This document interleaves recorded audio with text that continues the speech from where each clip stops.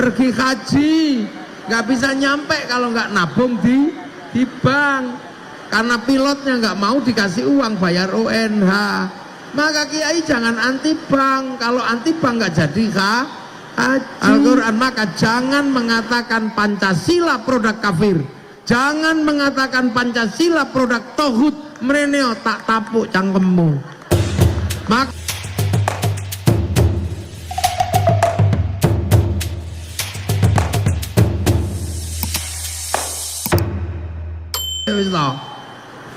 makanya dunia ini boleh apa saja diambil gitu. Nah, karena dunia ini lalu lintas yang berbeda-beda, karena jasad ini akan ketemu dengan yang lain, akan ketemu dengan ini, maka bagaimana kemudian hidup di dunia ini biar gak rakus, biar gak serakah, biar nggak mengambil hak orang, karena semua orang pengen punya hak yang sama, pengen punya kehidupan yang sama, maka ada aturan. Nah, aturan inilah yang akhirnya muncul ada di tangan kita. Nah, itu yang akhirnya disebut konstitusi, disebut undang-undang, disebut aturan hidup.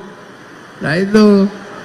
Nah, maka kemudian kita punya bagaimana tata cara hidup agar dunia yang akan kita ambil ini tidak mengambil hak orang.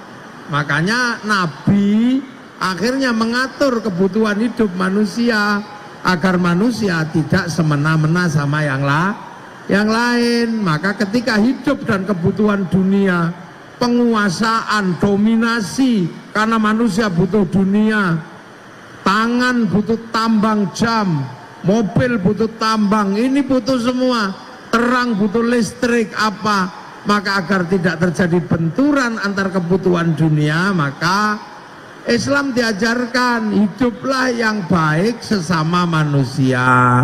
Kalau ketemu orang beragama berbeda, ya sudah, lakum dinukum waliyadin. Kalau ketemu dengan suku bangsa yang berbeda, ya kalian harus paham bahwa bangsa yang berbeda itu karena Allah yang bikin.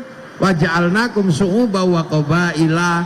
Aku bikin kalian berbangsa-bangsa, bersuku-suku. Nah, itu kehendak Allah.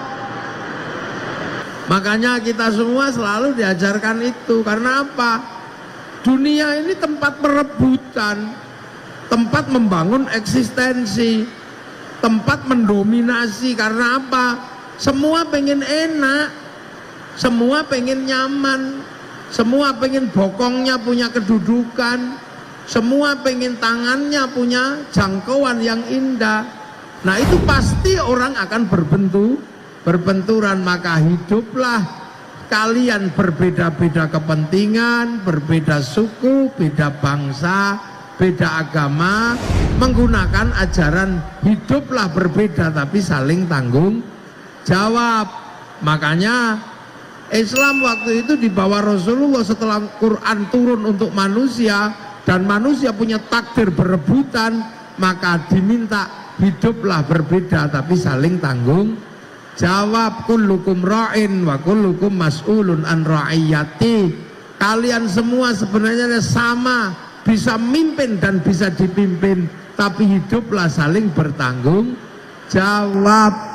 Makanya Rasulullah meletakkan konsep dasar ra'iyah, kullukum ra'in wa kullukum mas'ulun an ra'iyati. Ra'iyah adalah hidup yang berbeda suku, beda bangsa, beda agama, tapi saling tanggung jawab. Maka konsep ra'iyah itulah yang diambil oleh Indonesia. Maka orang Indonesia yang berbeda suku, bangsa, agama disebut ra'iyah, yang akhirnya diserap ke bahasa Indonesia menjadi rakyat. Jadi rakyat itu sesungguhnya adalah konsep ra'iyah. Perbedaan suku, bangsa, agama jangan menjadi alasan untuk berbeda pandangan semata-mata, tapi tetap berbeda walaupun kita memang hidup berbeda, tapi harus tanggung jawab. Makanya orang Indonesia mengikuti paham ra'iyah.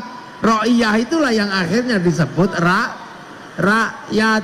Dan satu-satunya bangsa muslim dunia yang sanggup mengambil kalimat ra'iyah untuk warga bangsanya hanya muslim Indonesia.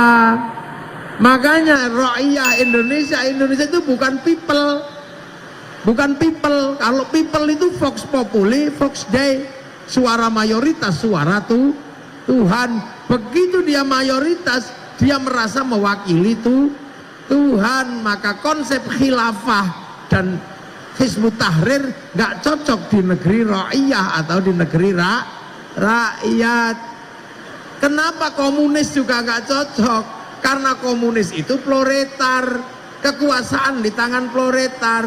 Begitu proletar ini ngumpul, maka dia menjadi diktator proletariat. Makanya ra'iyah ini bisa mimpin, bisa dipimpin. Lah ra'iyah atau rakyat ini kalau ketemu berbeda-beda, maka saling bertanggung jawab, rukun saling mengisi. Orang seperti itu disebut musyarakah. Makanya musyarakah itu sistem persekutuan. Makanya orang Indonesia disebut masyarakat. Makanya kita mengenal istilah masyarakat.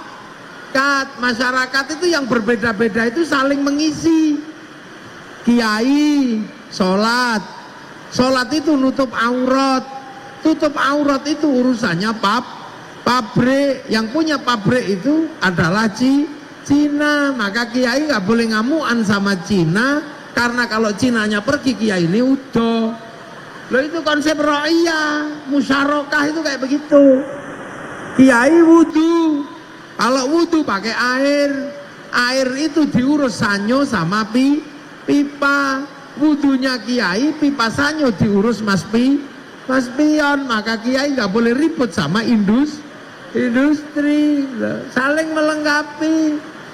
Sampean terbangan pakai kayu, ngambil kayu sawo sendiri, ngambil kulit dari kambing sendiri. Tapi kulit dan kayu nggak bersatu kalau nggak pakai paku. Paku ini adalah produk Cina. Maka sampean ra oleh anti Cina, terbangmu copot. Duh. Itu masyarakat atau musyarakah. Itu loh, ora oleh mangkane kiai ra oleh ngamuan. Kecuali kiai anyaran ngamuan biasanya. Enggak boleh. Lah ya, pergi haji nggak bisa nyampe kalau nggak nabung di bank. Karena pilotnya nggak mau dikasih uang bayar UNH. Maka kiai jangan anti bank. Kalau anti bank nggak jadi haji. Iya, kiai naik pesawat nggak bisa kalau kiai haji nggak bisa kalau nggak naik pesawat. Pesawat itu produksinya Airbus sama Boeing. Saham terbesarnya punya orang Nasrani, orang Yahudi. Maka kiai nggak boleh habiskan orang Yahudi dari muka bumi. Kalau Yahudinya habis, kita pergi haji renang, ngelangi itu kok kenjeran kono. Loh, itu konsep musyarakah. Makanya kalau orang Buddha kumpul punya konsep masyarakat.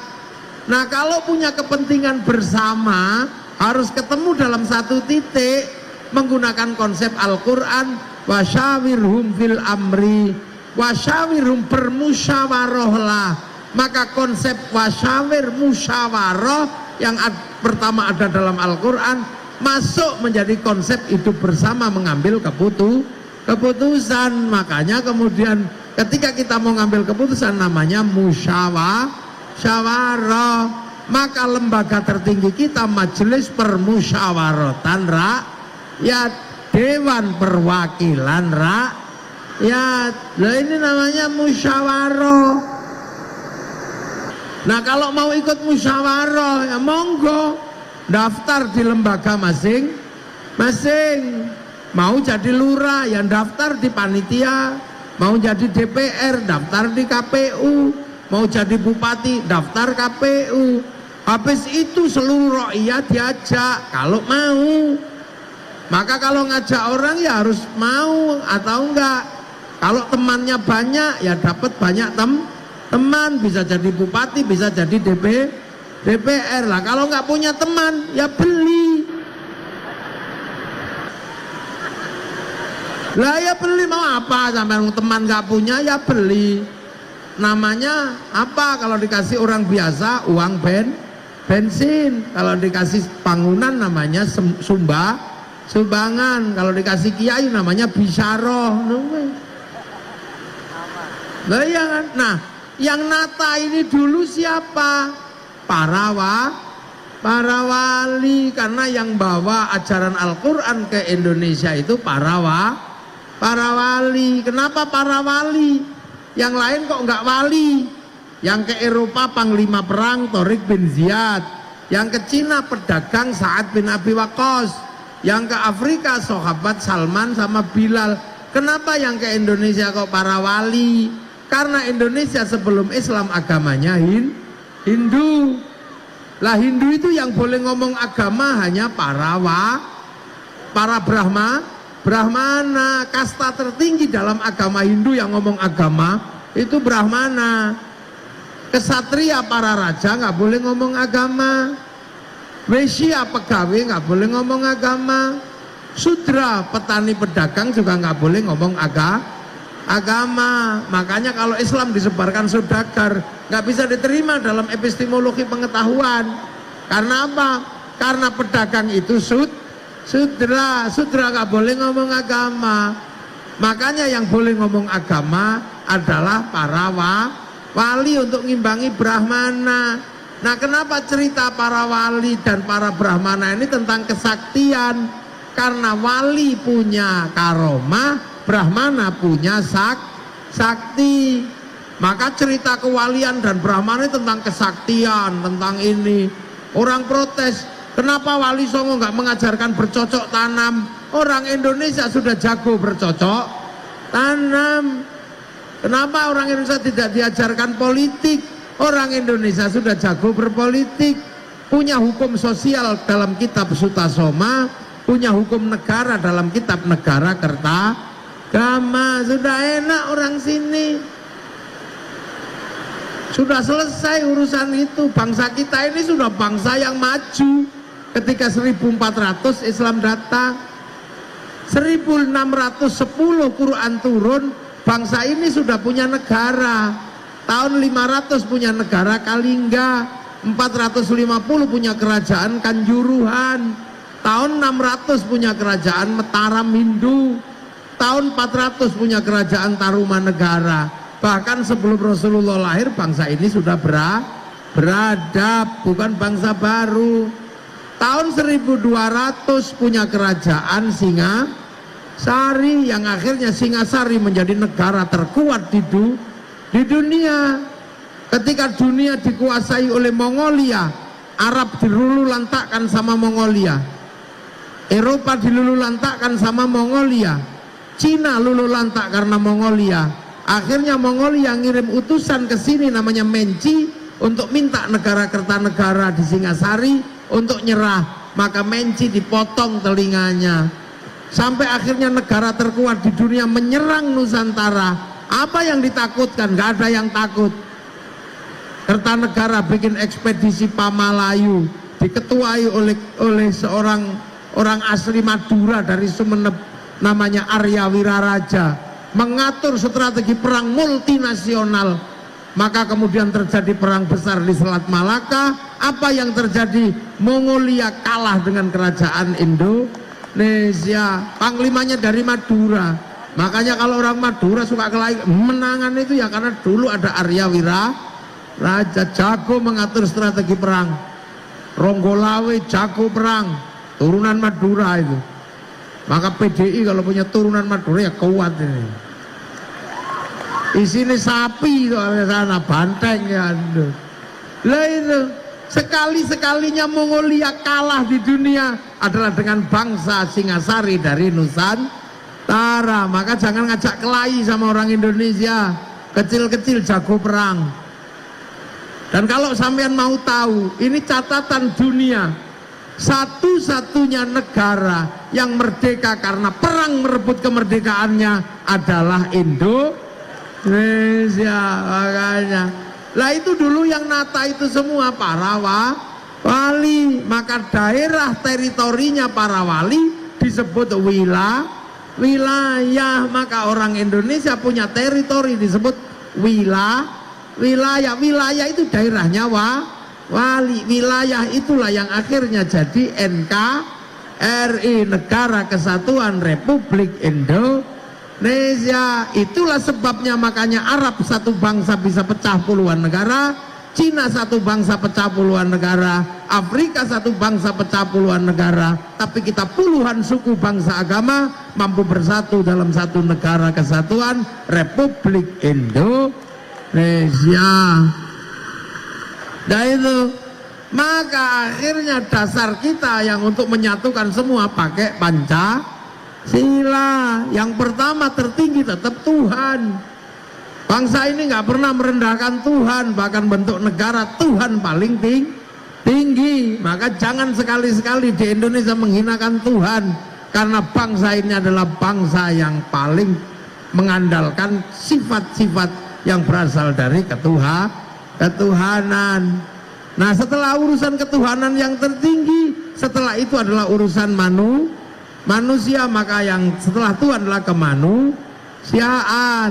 Maka Indonesia mengatur sistem kemanusiaan setelah Tuhan. Nah, karena dunia seisinya adalah urusan Tuhan.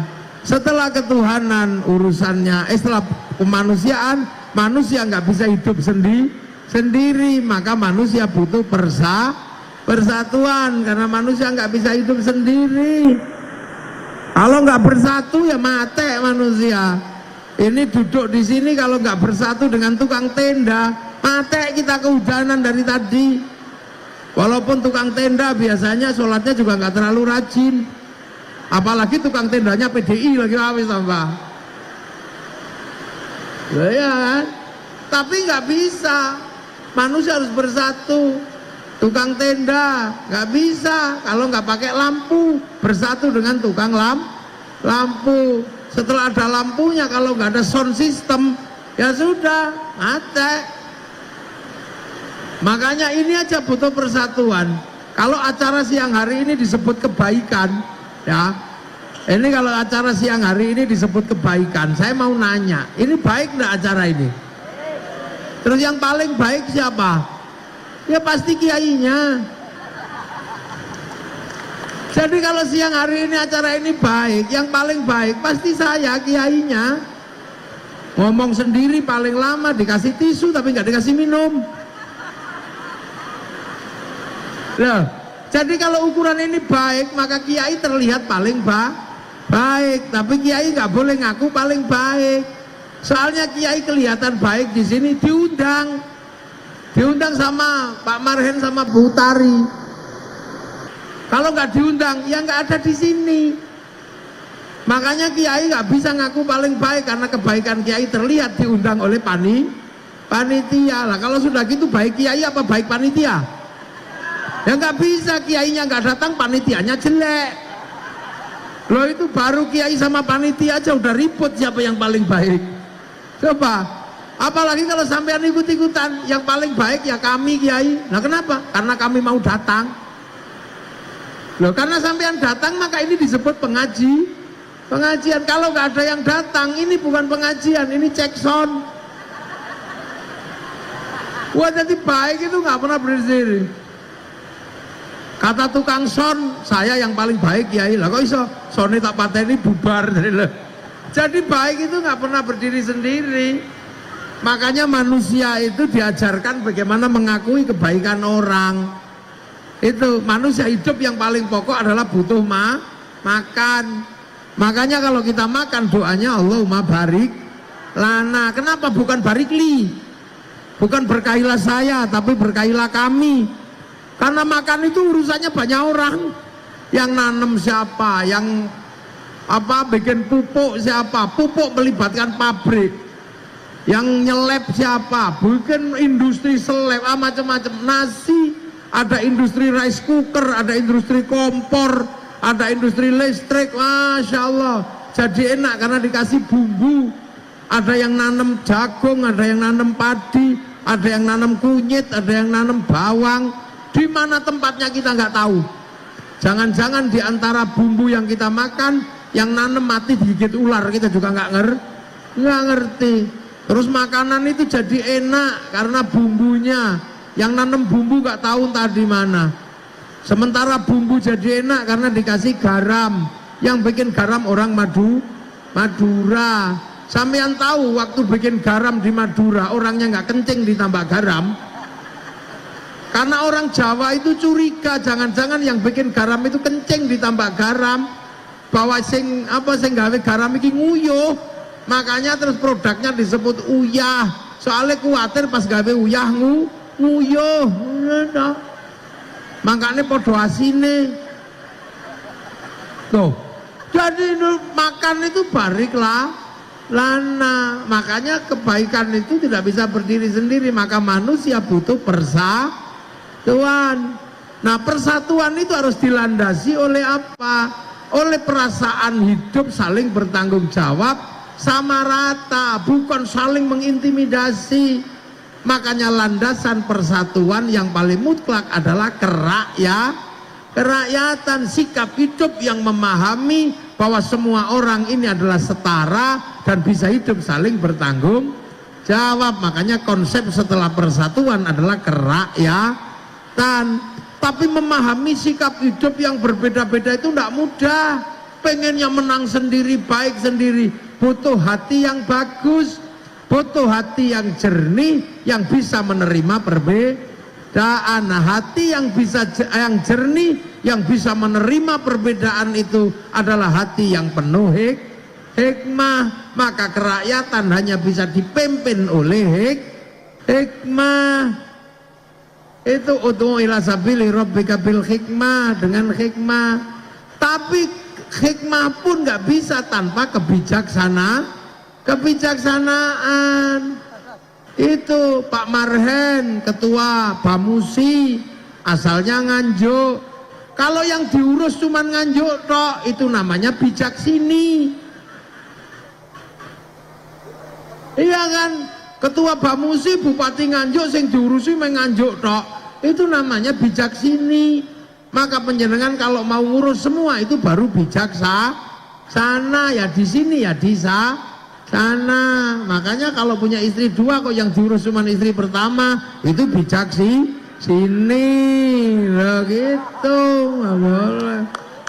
Harus bijaksana. Itu pun masih harus dimusyawarahkan. Gak boleh maunya sendiri. Maka dalam permusyawaratan agar tidak ribut harus ada perwakilan. Itu baru tercipta keadilan sosial bagi seluruh rakyat Indonesia. Jadi nuzulul Quran ini pada akhirnya memberikan penjelasan bahwa cara hidup orang Indonesia dilandasi oleh ayat-ayat Al-Quran. Maka jangan mengatakan Pancasila produk kafir, jangan mengatakan Pancasila produk tohut, mereneo tak tapuk cangkemmu. Maka kalau kemudian Partai Demokrasi Indonesia selalu mengatakan Pancasila adalah landasan yang harus dibela sampai mati demi NKRI harga mati, itu adalah keharusan bagaimana kita membangun bangsa Indonesia dalam perbedaan tapi hidup saling bertanggung jawab. Nah itulah. Jadi, nah tinggal kita, makanya kita persiapkan dunia ini dengan segala isinya. Ambil sebagian dari Quran. Kalau nggak bisa 30 juz, itu grosir namanya, yang ngecer. Paling enggak ngecer Yasin, maka rajinlah ikut Yasinan. Kalau Yasin masih kepanjangan, ambil yang kulhu falaknas, rajinlah ikut tahlilan. Kalau masih kepanjangan, ambil Bismillahirrahmanirrahim. Setiap mau apa, Bismillahirrahmanirrahim. Kalau itu masih kepanjangan, ambil sak huruf tok. Kalau dipanggil suaminya dijawab nun, itu sak huruf tok, nggak apa-apa. Tapi jangan kamu tinggalkan semuanya, karena nanti di sana kamu ketemu Quran. Kalau kamu nggak dapat sama sekali, dianggap ilegal. Makanya masjid-masjid juga harus selalu mengumandangkan Al-Quran, biar yang nggak bisa baca telinganya pernah denger Quran. Nanti ditanya, kamu tahu Quran? nggak tahu. Ya Allah, lah terus karena kami orang Jawa, tapi kalau dengar pernah, baca nggak bisa. Ya coba dihitung telinganya, dilihat telinganya, oh ya telinganya ada Quran. Ya udah kamu masuk surga. Hah? Telinganya dok ya Allah. Nah ini makanya jangan sampai tinggal. Sholat itu produk sana, produk Lauhil Mahfuz. Ambil, jangan kamu tinggal semuanya. Nanti supaya kamu balik sana ngerti kalau lagi ada orang sholat. Oh ini ngikut. Lah kalau nggak ngerti lo kok dideportasi sampean, dianggap apa warga ilegal. Nuto. Makanya dunia ambil semuanya. Butari PDI camen menangkan nggak apa-apa. Pak Boru menangkan nggak apa-apa. Tapi jangan lupa orang PDI ya tetap pulang kepada Allah. Pulang kembali kepada Tuhan itu. Nah, nanti ada yang kembali menyebut pada Sang Hyang Widiwasa, ada yang apa ya sudah nggak usah ribut, kembali kepada Tuhannya masing-masing biar nanti di sana diurus sama Tuhan itu. Nah itulah. Jadi kita ini Nuzulul Quran ini sebenarnya bekal. Ibarat kita ini TV pabrikan. Al-Quran itu petunjuk pakai itu aja. Jadi buku petunjuk pemakaian Al-Quran. Semoga PDI barokah, PDI manfaat, dan kita semua mendapatkan rezeki yang melimpah, dan di puasa kita hari ini mendapatkan derajat menjadi puasanya orang muttaqin. Ja'alanallahu wa iyyakum minal aidin wal faizin. Taqabbalallahu minna wa minkum taqabbal ya Karim. Sambil menunggu puasa kita buka, kita selawatan dulu ya. Matur nuwun. Assalamualaikum warahmatullahi wabarakatuh.